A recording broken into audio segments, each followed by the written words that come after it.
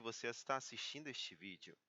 Eu sou o professor Thomson, da área de Ciência da Natureza, que ministra a disciplina de Biologia, e vamos falar um pouco sobre células, unidades básicas da vida. As células, como muitos de vocês devem saber, estão presentes em basicamente todos os organismos vivos, desde o paramécio, as bactérias, que são seres unicelulares, até mesmo o ser humano e uma árvore, que são seres multicelulares. Mas antes de falar sobre a lente, sobre as células, vamos falar sobre um pouco do histórico do desenvolvimento do microscópio, a ferramenta fundamental para os estudos de citologia, que são o estudo do tecido e das células. Vamos começar por 721 a.C., onde Layard foi um dos primeiros a criar uma lente de aumento. Em 1280, nós tivemos a invenção dos óculos. Em 1665, Robert Hooke publicou o livro Micrografia, onde o termo célula foi utilizado pela primeira vez. Em 1675, Anton Ludeworth aprimorou as lentes, sendo o primeiro a observar as bactérias.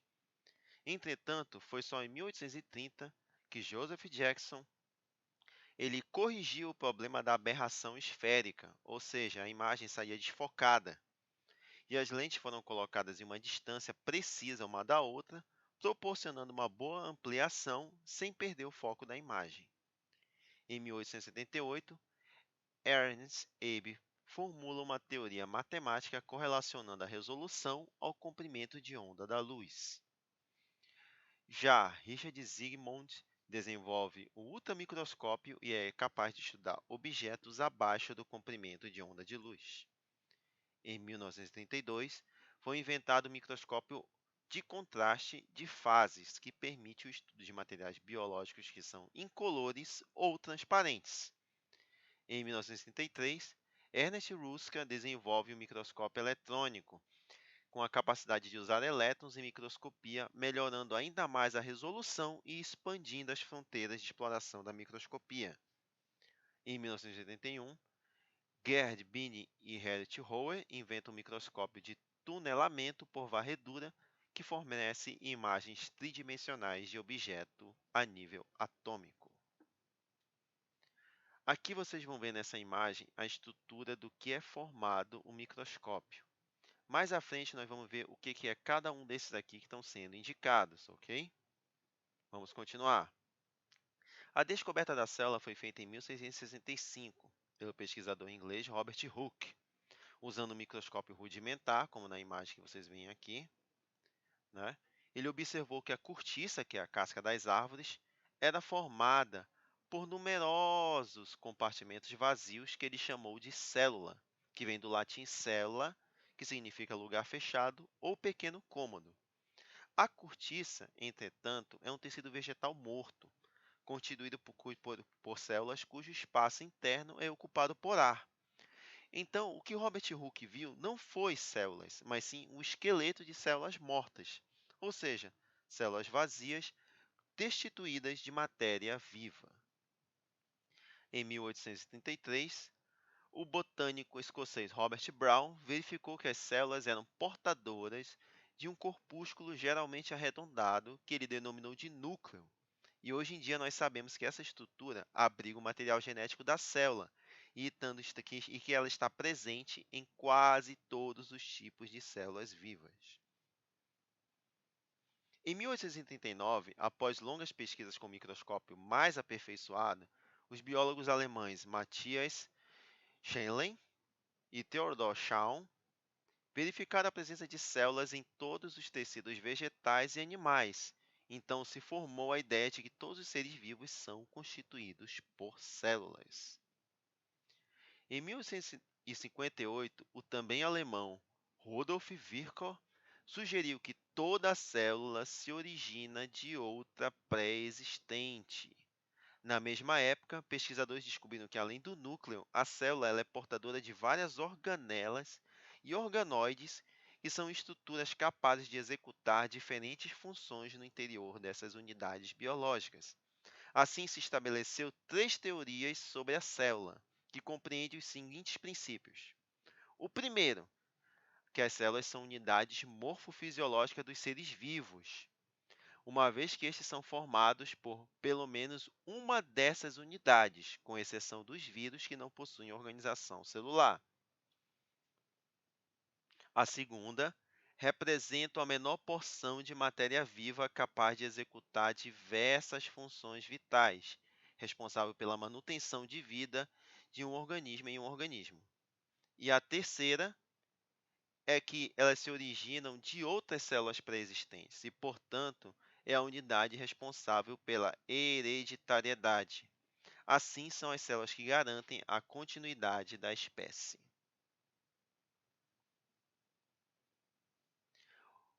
Mas para o estudo da célula é necessário que haja, como eu disse, um microscópio. Ele é o instrumento fundamental para o desenvolvimento da citologia. O microscópio óptico é o mais usado e é um aparelho dotado de partes mecânicas. Vamos falar dessas partes mecânicas já já. Mas nesse tipo de microscópio, o tipo de objeto a ser analisado, um tecido animal ou vegetal, por exemplo, é colocado em uma lâmina de vidro que é posta sobre uma base de platina e que é uma superfície plana e horizontal, e a luz emitida por uma lâmpada ou refletida por um espelho atravessa em sequência um condensador, o objeto, a lente objetiva e, finalmente, é focalizado na lente ocular. A focalização é conseguida girando-se adequadamente os parafusos macro e micrométrico. Agora vamos falar das estruturas que formam o microscópio óptico. A ocular é a lente que serve para ampliar a imagem dada pela objetiva. O tubo é o canhão, é onde se encontra essa lente ocular. O revólver, ele é uma peça giratória, só essa pecinha aqui que eu estou apontando, que suporta as lentes objetivas. A objetiva é a lente que serve para ampliar a imagem do objeto a ser observado. Pode ser 10 vezes, 50 vezes, 100 vezes e assim por diante. A platina é o local onde se coloca o material a se observar, que pode ser fixado com o auxílio de duas pinças. E como eu disse, essas pinças ajudam a fixar a preparação que vai ser observada. O parafuso macrométrico e micrométrico ficam numa estrutura só. O parafuso macro permite mover a platina com movimentos rápidos para focar a imagem, e o micrométrico mover a platina com movimentos lentos. O diafragma regula a intensidade de luz que atinge o objeto a ser observado. O espelho ou a lâmpada têm a função de iluminar a preparação. E o pé ou a base é o suporte que permite assentar o microscópio sobre a mesa. Tudo isso, gente, fica numa coluna, que é a peça no qual estão articuladas todas as outras partes do microscópio. Ela também permite pegar o microscópio para transportá-lo de um lugar para o outro.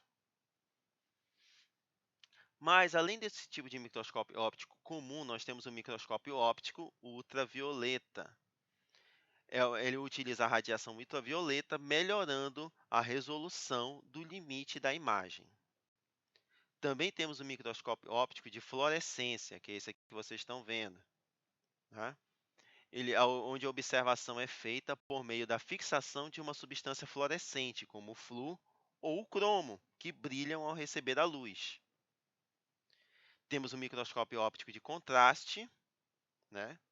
Que é esse daqui, que é constituído de dois prismas e utiliza diferentes índices de refração quando submetido à luz, como, por exemplo, o músculo e os ossos. Esse é para visualizar esse tipo de estrutura.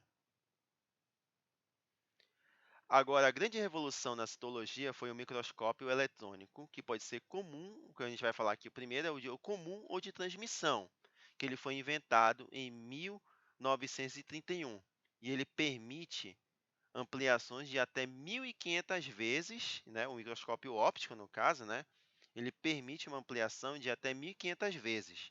Já o microscópio eletrônico, ele tem a capacidade de ampliar um objeto em até 100.000 vezes. Nele, o feixe de luz é substituído por um feixe de elétrons que é propagado no vácuo. Esse objeto atravessa, né, esse feixe atravessa um objeto, permitindo a produção de uma imagem notavelmente aumentada, que por ser fotografada, que pode ser fotografada ou projetada numa tela fluorescente igual a uma televisão. Ele funciona como se fosse um aparelho de TV. Aqui vocês vão ter uma imagem do microscópio eletrônico de varredura, né? Como vocês podem ver. E, como eu disse antes, ele funciona semelhante ao um aparelho de televisão. Ele funciona, né? Se vocês observarem bem. E aqui permitindo uma imagem muito detalhada, como no caso aqui é o espermatozoide humano visto pelo microscópio eletrônico de transmissão. Aqui nós temos uma imagem, né, do microscópio óptico de transmissão sendo utilizado, né? Como é que funciona hoje em dia, um bem mais moderno. Além do transmissão, nós temos um microscópio eletrônico de transmissão e varredura, que traz a vantagem de fornecer uma resolução tão alta quanto a do microscópio eletrônico de transmissão comum. Além, é claro, de ter a flexibilidade e a capacidade de visualização da imagem semelhante à permitida pelo eletrônico de varredura. Aqui vocês vão ver que, nesse caso, o microscópio de transmissão em varredura, ele tem uma imagem muito mais nítida, realística, quase 3D, em relação à transmissão comum. E para finalizar a aula de hoje, nós temos aqui uma imagem, né, no caso de uma estrutura de uma aranha, vista através do microscópio eletrônico de transmissão e varredura. Bem, gente, a gente vai encerrar por aqui. A próxima aula nós vamos já falar de células procariontes e eucariontes.